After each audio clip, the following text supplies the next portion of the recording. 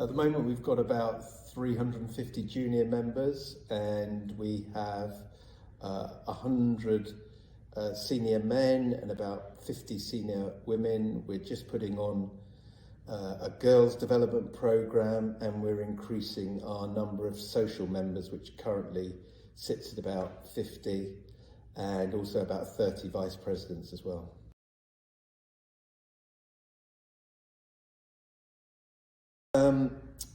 Currently we're in Devon and Cornwall League. We don't charge for spectators.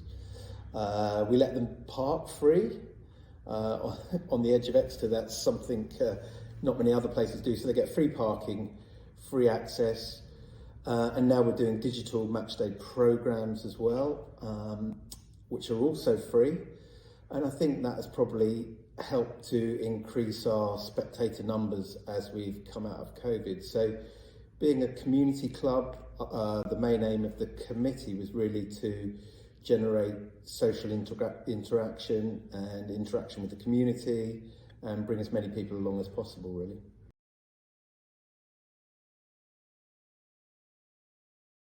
I think we've been quite lucky this year.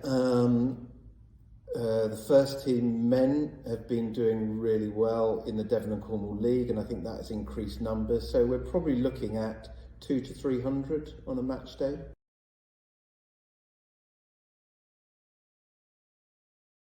I think the main difference this year has been that we've managed to access a volunteer to work with our social media, and the posts that he's been putting up are fantastic. They're informative, they're useful, they're on point, and I think we've noticed that a lot more young people are coming along to the club purely to watch the rugby, but we also tend to have the Premiership games on as well and the Six Nations.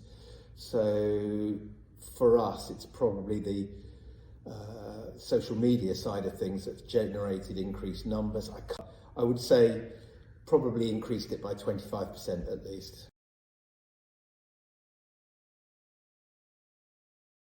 The bar and the food, so we've got new caterers in this year, and the food has been really well received, and that's been really positive, especially by away spectators who come here for the first time. We also offer social membership here at the club for, I think it's £15 a year, and then that gives them reductions on prices at the bar, so we've tried to increase that. So we've really tried to drive the bar revenue. I think looking at some of the figures that have come through since we've been playing rugby this season, I think we may need to look at perhaps charging people to come in to watch next year, just to drive up the revenue. But the main increase has been around bar sales and food sales.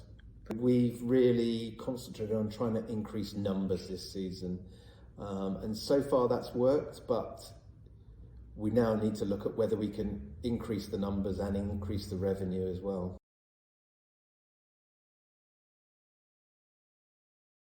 I think that's probably a team of people, in all honesty, right from the groundsman to the team managers, but probably mainly we've got a clubhouse manager.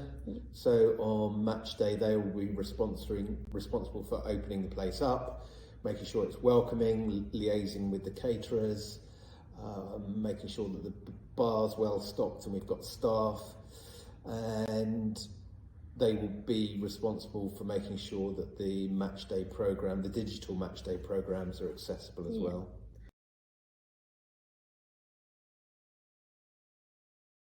I think what we've done differently this year is we used to rent our clubhouse space out to other functions on a Friday and Saturday night. And when we went back to our members and asked them what they actually wanted from their club, they wanted to be able to use that space, particularly on Fridays and Saturdays. So we've stopped renting that out and have really relied on the members coming along, buying beer and food here and staying here. And there's other local pubs and other facilities nearby, and we wanted to make sure that people spent their money here. So we've had quite a lot of social evenings here, which the players and the staff have really set up themselves and have worked really well.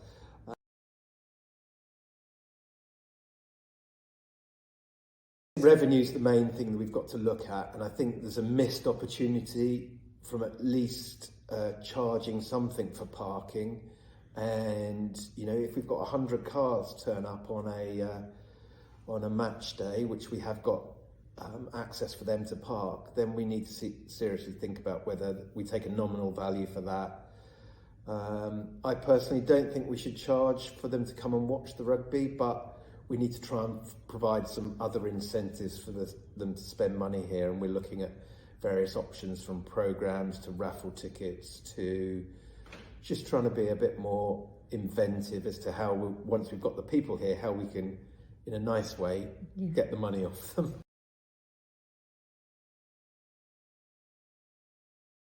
Very good question. I don't think we've got it 100% right, but things would be, first of all, communication. So that's communication with your members, but also with the wider public. I'm not an expert on social media, but if you've got someone who can drive that and use that, I think that's very positive. I think it's got to be welcoming as well. So we have a match day team who will meet the opposition, meet the referees, make sure they've got everything they need, and also just try and talk and meet the opposition spectators and introduce them to the club and what's on offer. So a lot of it's about communication, it's about being open, it's about being friendly. I think good food works well. So we've got new caterers in who are providing some different food that has gone down really well. And the other thing that people seem to look at, especially in these days of age, are beer prices as well. So we've tried to keep them competitive. And also we've had televised rugby on as well for people to watch. So they get a pretty good day out for not a lot of money